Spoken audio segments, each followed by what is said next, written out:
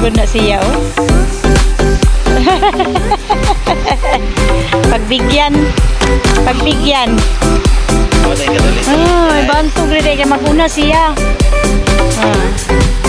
Yan ang nga plano daan ba na maligo talaga siya, pastor. Ngorang naguna-una siya.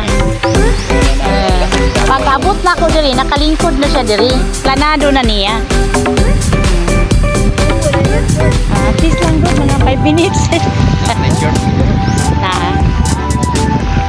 Tuwalya lang na eh. Oo.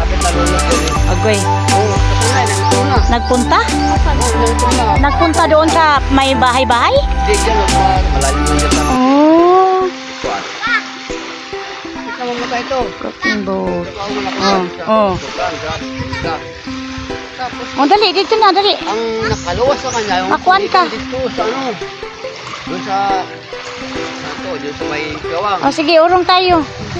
Yung unang kuan, sabi niya sa, at ko na ako sa konti, nagdali ako, sabi niya, mayat ko na ako sa magbayan.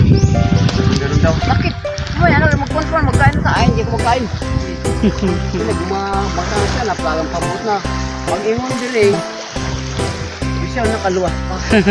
Oo, siya nakaluwas. Hala, oy. Nagano na. Katong eldest mo no, pastor? Itong panganay ko. Panganay gani. Laki ko. Nangpan na sila dito, nagsigawan na, nagdagan. Basa gud na bot. Bot pa na isabot. Sige. Pastor, di na lang ka. Sige na, para makarelax ka na doon kay naglakad ka pa, ha? Okay na kami dito. Oh, sige pastor, salamat ha. Okay, God bless ha, God bless. Oh, sige. Laban lang tayo, ganyan lang taga ang live natin, ha? Salamat pastor. Sige pastor.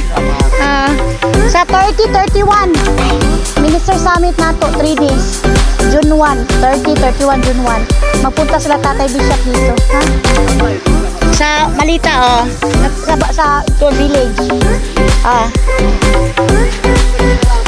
Salamat, pastor. God bless. Lakad na kami.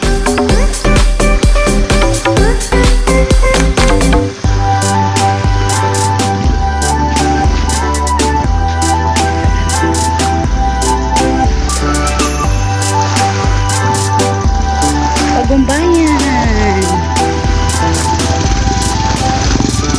Tama na? Tama na, kay layo pang uwian natin, anak. Sige na.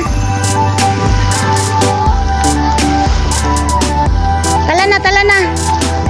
Tama na. Di ko alag tubig gamay ang nawungnak. Tala na.